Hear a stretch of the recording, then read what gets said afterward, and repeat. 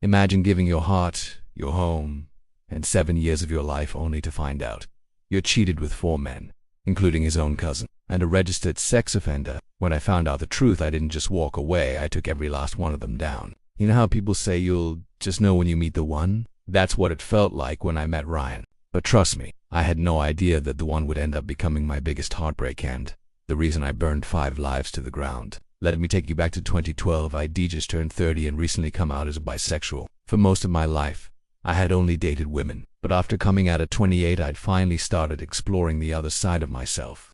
That year I was 29. Yeah, let's just say I made up for lost time. Hookups, a few brief attempts at dating guys, but nothing ever really stuck. Honestly, I figured I'd probably end up with a woman again. I didn't think I could fall in love with a man. Then I met Ryan.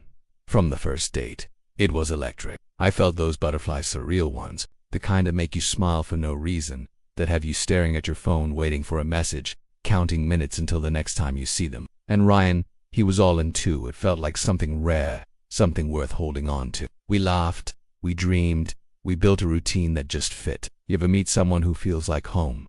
That was him. There was one thing though. On our first date, he told me he was legally blind. A rare genetic condition. He'd still had a sliver of peripheral vision, but it was progressive. Someday he'd lose it entirely. He said he understood if I didn't want to continue. Apparently, most guys didn't want to be his driver or deal with what came next. But to me, it didn't matter. I told him about my brother who's been in a wheelchair since infancy and never learned to walk or talk. I grew up around real disability, life-altering stuff. So honestly, driving someone around, that was nothing to me. He looked at me like I was an alien. And maybe I was, because I saw him, not his diagnosis. And I meant it when I said I didn't care about the driving. I'd do it all if it meant I gotta be with him. Over the next few years, we built something incredible. He brought out parts of me I didn't even know I had. My family, who had already surprised me with their support when I came out, absolutely adored Ryan. They said I seemed lighter, happier, more like myself.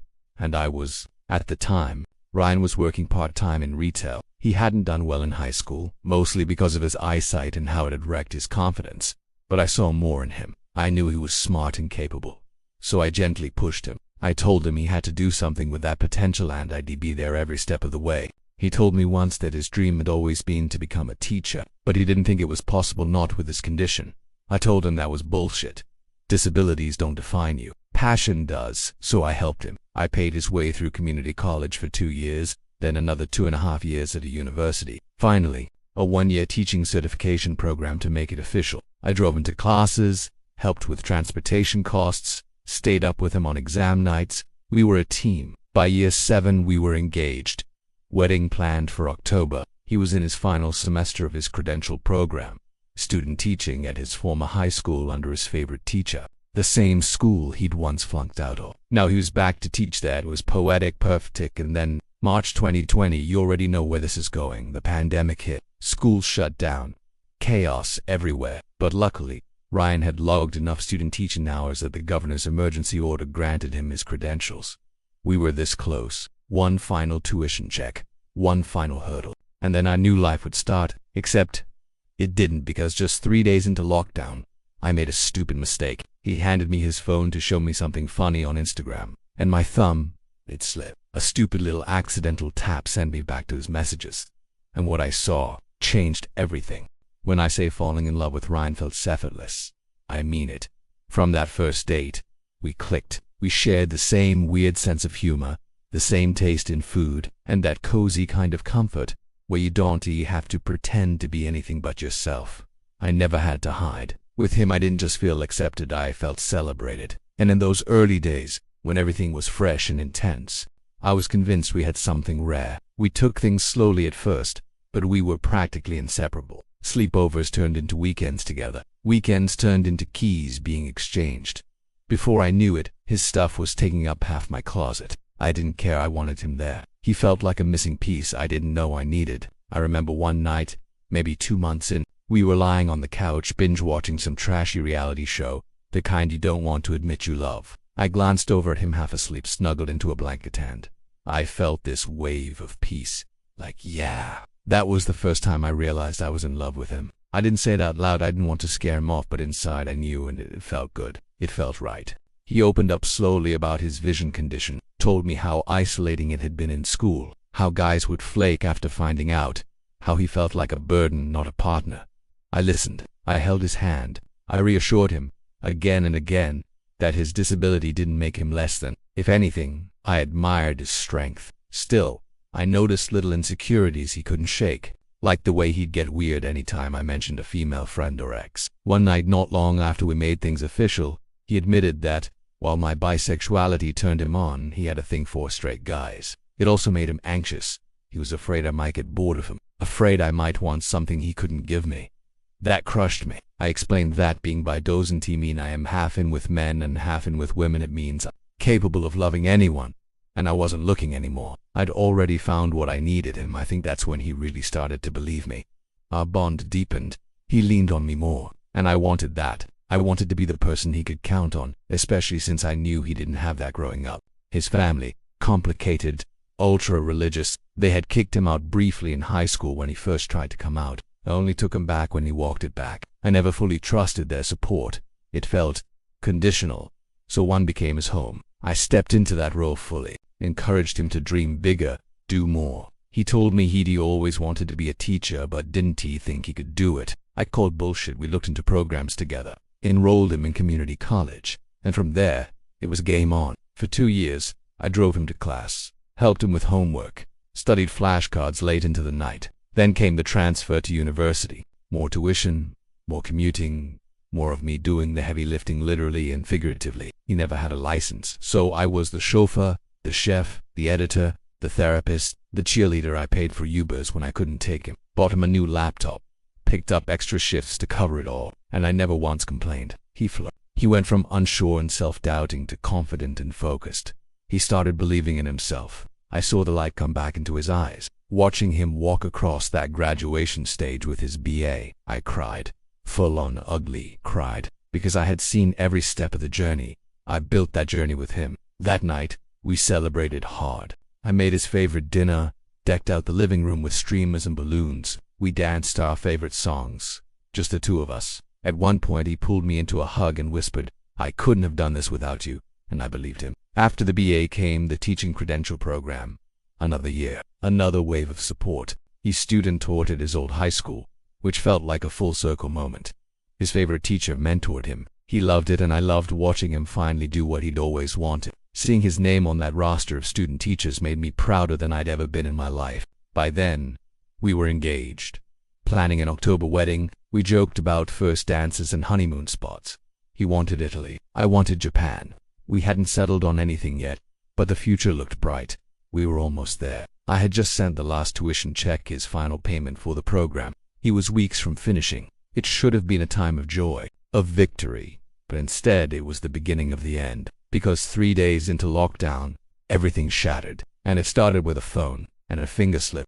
It was just supposed to be a casual night, and day 3 of the COVID lockdown. We'd been holed up together, being in Netflix, eating too much takeout, trying to ignore the creeping anxiety of the world shutting down outside. Ryan handed me his phone to show me something funny on Instagram, just a meme, something dumb and harmless. But that one moment, that tiny, insignificant gesture, it detonated everything.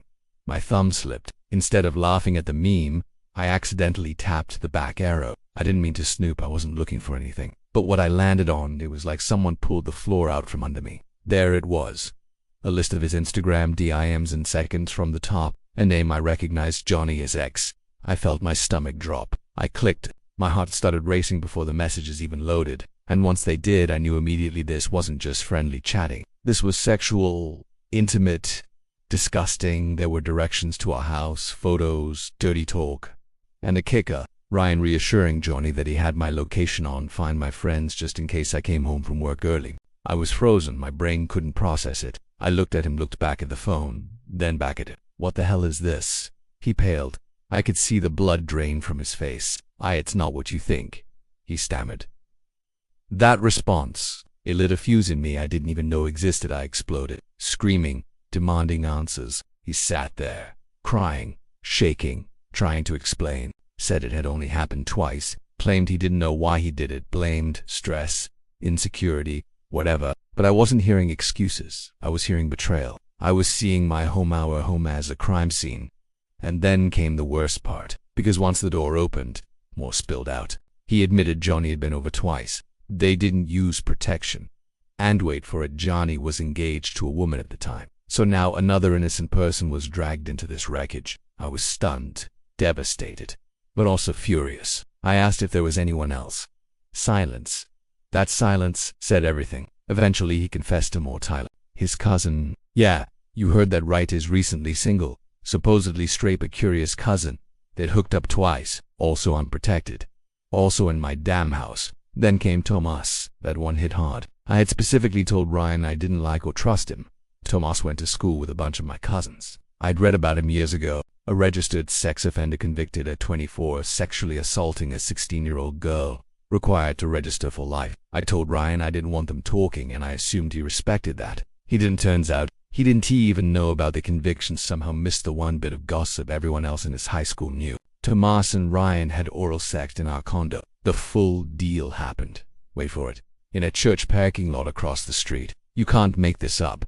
By this point I was hysterical. Crying, pacing, screaming, begging for answers. I felt sick, violated. I couldn't stop replaying every detail every time I kissed him. Every mile I drove. Every bill I paid. And all the while, this is what he was doing behind my back. We didn't sleep that night or the next. I couldn't stop asking questions, and he couldn't stop crying. But his remorse, it felt hollow, like he was more upset about getting caught than what he did. Then Monday rolled around, and something in me snapped. I wasn't just sad anymore, I was angry. Rage like I'd never felt before started bubbling up. I looked at him and said, I'm pulling the phone records. All 3 years, every call, every text. I'll pay whatever it costs. And that's when the final secret came out. Frankie, just some random guy from Grindr, he was the first. The start of all this, they'd been hooking up for 2 years the last time. Just a month before, in February.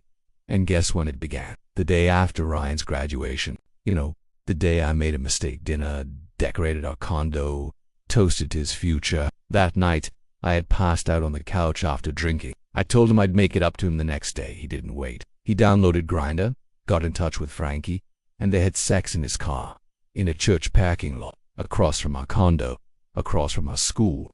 Let that sink in. So this man, this person I loved, celebrated with, invested in emotionally, physically, financially, he was out cheating on me the day after the biggest milestone of his life. A milestone I gave him. It was too much. I couldn't look at him, couldn't breathe the same air. I told him to get in the car, drove him straight to his parents' house, told him he needed to confess to them face to face. I wasn't going to let him rewrite this story later and make me the villain while he was inside. I was in the car, on the phone with AT&T ordering those phone logs. Then I made an appointment to get tested for STS, because of course I had to. I froze his phone account, suspended it, changed all the passwords on the social media accounts we shared, just to preserve the evidence. I issued a stop payment on the final tuition check that hadn't cleared yet. He wasn't going to get one more dime from me.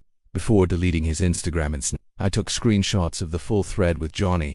Then I sent it and censored to Johnny's "She Deserved to Know." Then I went home, locked the door behind me, and started planning. Not for a breakup, for revenge. Something shifted in me after that weekend. The crying stopped. The begging stopped. What replaced it wasn't numbness, it was clarity. A sharp, burning clarity that focused all that hurt into something terrifyingly useful. You want to know what's worse than betrayal? Being betrayed by someone you sacrificed everything for. And once the fog of heartbreak lifted, all I saw was red. I dropped Ryan off at his family's house, let him lie to their faces, then watched him slink back to the car with his tail between his legs.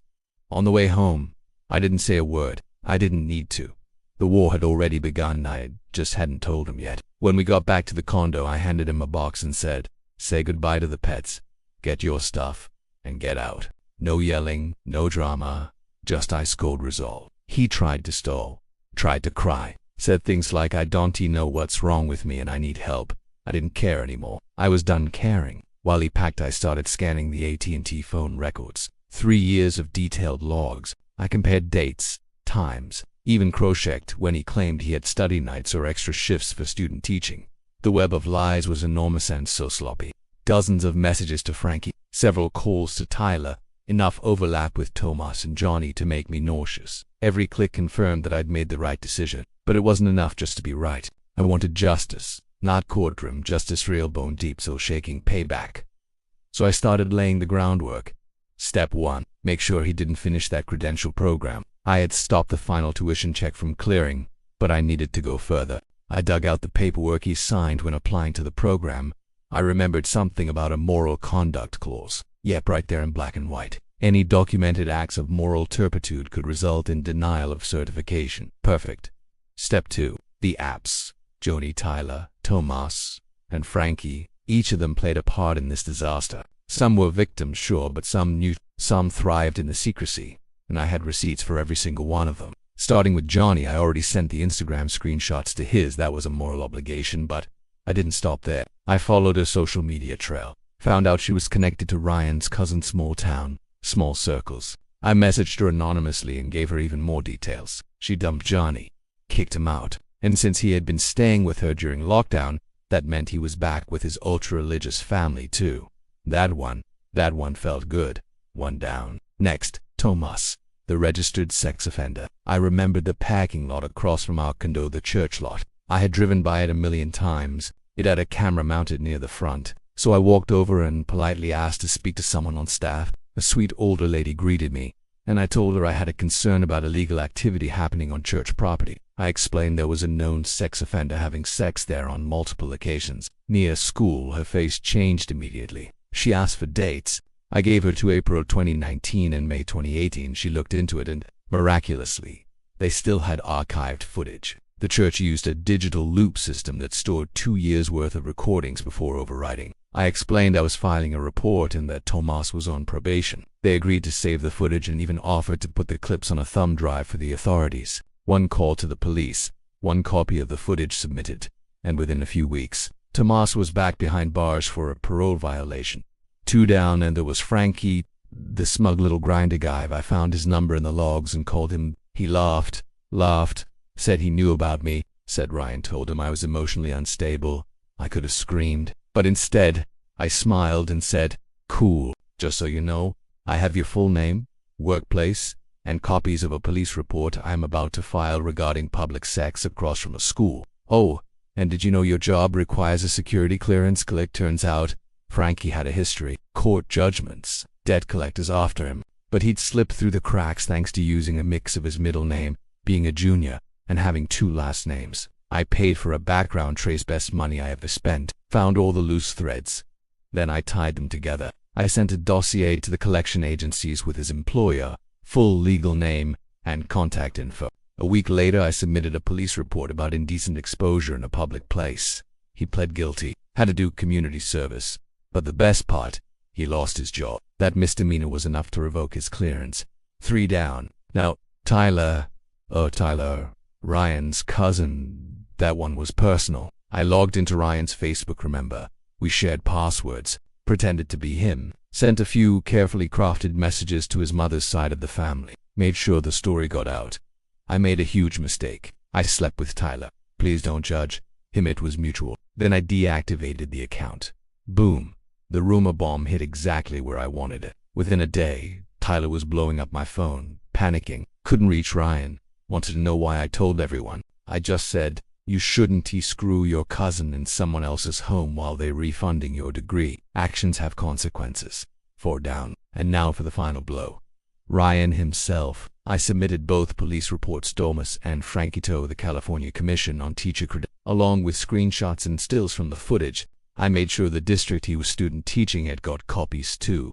Highlighted the moral turpitude clause, connected the dots. This man invited a registered sex offender to have sex on property while preparing to become a mandated reporter. Needless to say, the credential didn't go through. His entire career died before it ever started. 5 down. I watched that Instagram thread with Johnny more times than I cared to admit. Every time my blood boiled. He knew Ryan was engaged, he knew this, so I sent everything to her, screenshots, timestamps, even a note. "You deserve to know the truth and to get tested." I didn't hear back from her, but I didn't need to. A few days later, Ryan's cousin messaged him while I was still logged into his account. Damn, Johnny M. kicked out and blocked by everyone. Mission accomplished. Turns out, Johnny S. left him, cancelled the wedding, and his religious parents made it clear he wasn't welcome to stay. Word spread like wildfire. He lost everything: relationship, home, reputation. And the best part, he never knew I was behind it. He probably thought Ryan betrayed him by saving those messages. In a way, he did. But I made sure to weaponize him. 1 down. 2 down. Tomas goes back to prison now. This one felt righteous. Tomas was a known predator, a convicted sex offender who never should have been allowed near a school, much less across the street from one. Yet here he was, hooking up with Ryan in a church parking lot wise. One of those times while I slept on the couch. The other, while I was visiting a friend up the coast. Ryan had said he couldn't come because of homework. Please. I got the dates, went to the church, spoke to the sweet older secretary. She was shocked when I told her the truth, especially the bit about how Tomas shouldn't have been anywhere near that property. The church had security footage. They backed it up, put it on a drive. Then I filed the police report. When probation officers reviewed the evidence, it was clear Tomas had violated his parole, not just for proximity to a school, but for public indecency. There was video proof, still shots with clear facial recognition. When the cuffs went on, I imagine he had no idea how they found out. I watched the local news 2 weeks later. Repeat offender returns to custody following parole violation. No names. But I knew. 2 down. 3 down. Frankie loses everything. Frankie was a smug little rat. When I called him to confront him, he didn't deny anything. In fact, he laughed.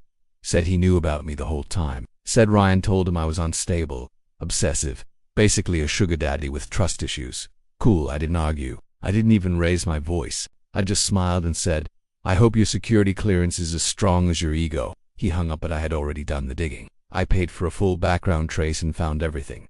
His full legal name, employer, middle name, aliases, junior designation. And the reason debt collectors hadn't tracked him down yet, he was using different names, different addresses, skating through loopholes. I cleaned all that up for them. Sent a detailed letter to the collection agencies with verified info, then sent the same data to his employer, along with the police report about indecent exposure across from a school. He pled guilty, took a fine, and did some community service, but that charge, however minor, was enough. He lost his job. And now, thanks to the garnished wages, collection agencies finally got their slice. Frankie, he went from smug side piece to unemployed with a target on his back. 3 down. 4 down. Tyler's dirty secret gets exposed to the cousin, Ryan's own blood, hooking up in her home like it was just some casual fling. There was no police report to file here, no employer to call, but what Tyler did care about, his deeply conservative family. So I logged into Ryan's Facebook and drafted a message to his mother's side of the family, something gentle but just scandalous enough. I need to confess something. I messed up. Tyler and I crossed a line. I don't know why it happened, but I hope you don't hate him. It was mutual. Then I logged out. By the time Tyler called me, he was in full-blown panic, screaming into the phone, "Why would you do this?" I told him the truth. "Because you did it in my house while your cousin cheated on me. You'd think I wouldn't make that public." His voice cracked. "They're not even talking to me." "Good," I said. "They shouldn't." Tyler's engagement ended quietly. But the family fallout, massive. He was outcast from every family gathering. Holidays became awkward, and Ryan, his name became poison. 4 down. 5 down. Ryan's future dies in silence. This was the big one. Ryan had spent years building toward his teaching career. I supported every step, every tuition check, every test prep session, every mile driven. I was the reason he even dared to try, and I was going to be the reason it all came crashing down. First, I gathered everything: phone logs, screenshots, police reports, still images from the church camera showing him with Tomas, a summary of events tied to the dates he was supposed to be student teaching. I attached copies of the signed moral turpitude clause he agreed to when he entered the credential program. Then I sent it all to the California Commission on Teacher Credentials, to the school district where he had been placed for student teaching, and to the principal of his former high school, the one who'd vouched for him. It didn't take long. They quietly rescinded his certification. He never got the license. Without it, his degree was a piece of paper no different than wallpaper. His dreams were dead. He tried appealing. I know because one of his friends tried to contact me, claimed Ryan had changed, asked if I would retract the complaint. I said, did he change before or after cheating on me with 4 guys, including a cousin and a sex offender? They didn't message again. And Ryan, last I heard, he moved in with an aunt, jobless, blacklisted from the school district. He tried applying out of state, but the credential issue followed him. No teaching license, no job, no future in education. 5 down, game over. In the months that followed, my condo, once a place of love and laughter, felt like a haunted museum. Every corner whispered reminders. That's where we danced after his graduation, that couch, where I passed out the night he first cheated. The hallway. That's where I collapsed when I found out about Tyler. The walls felt like they were closing in. I tried to function, go through the motions, but the truth is, I was a wreck. Rage had fueled me for so long, kept me sharp, focused, alive. But when the last piece of revenge fell into place, I didn't feel triumph. I felt empty, because once you've burned everything down, what's left to hold on to? Grief is strange. It's not just about losing a person I've lost 7 years. I lost the future I built. I lost the version of myself who believed in him, who believed in us.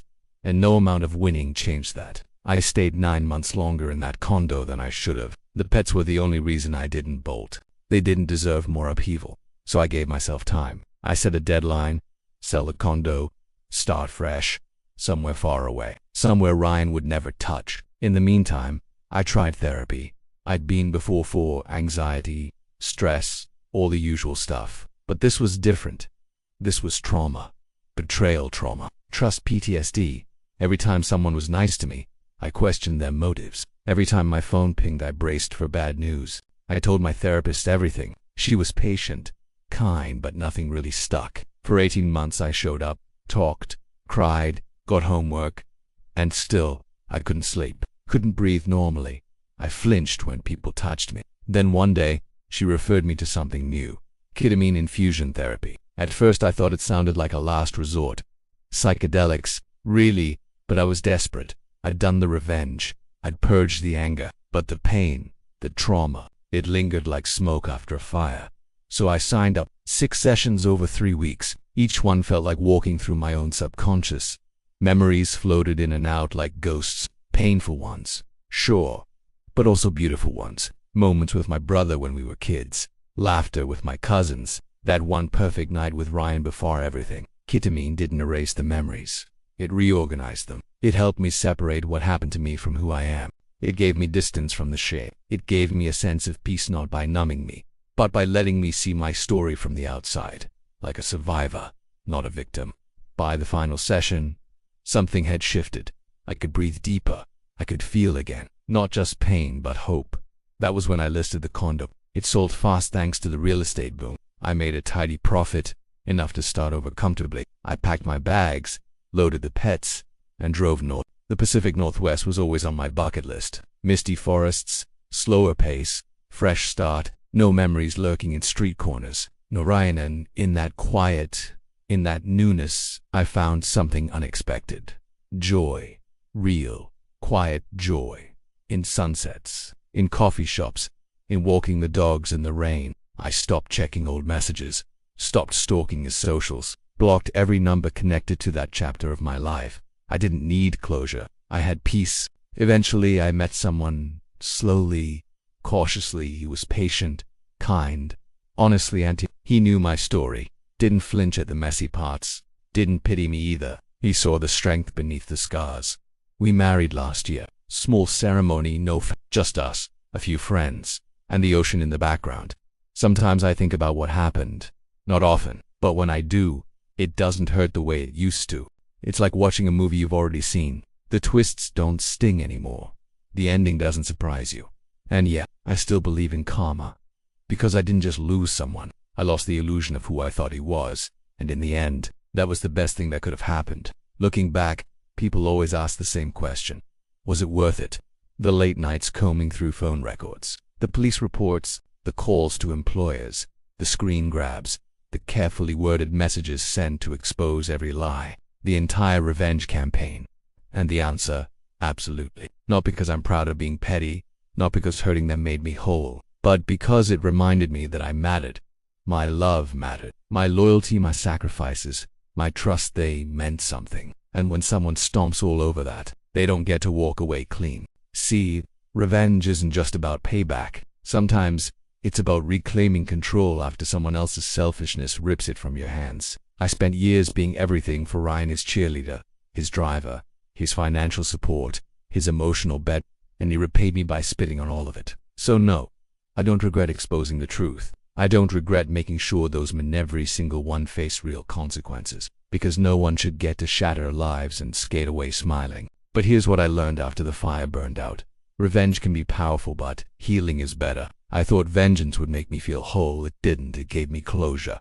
Yes, but real healing didn't start until I let go of the shame, until I faced the truth I was a damn good partner. I gave love, and what he did with that says everything about him and nothing about me. Trauma can wear a friendly face. Ryan wasn't a monster. He was charming, funny. That's what makes betrayal so brutal. It comes wrapped in someone you trust. That kind of violation leaves scars most people can't see. Therapy isn't a failure. It's a damn life raft. I tried talking, I tried crying. And when that didn't work, I tried ketamine infusion therapy and it gave me myself back. If you're hurting and the usual stuff doesn't help, don't stop looking. The right help is out there. You are allowed to rebuild, even if people don't understand. Some people said I was too harsh, that I should have just walked away. But unless you've had your life turned upside down by someone's deception, you don't get to judge how we climb out of the rubble. Trust can be rebuilt, but it starts with you.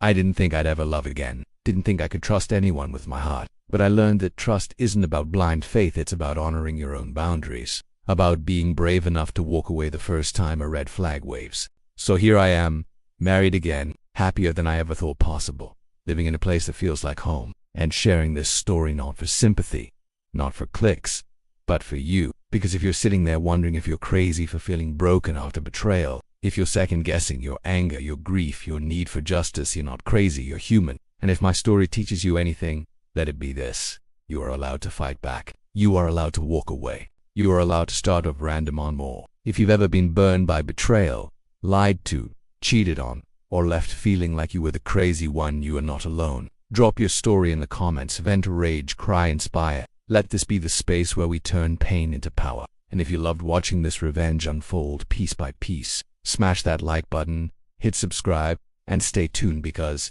in this corner of YouTube, we don't just survive, we get even. Thanks for watching.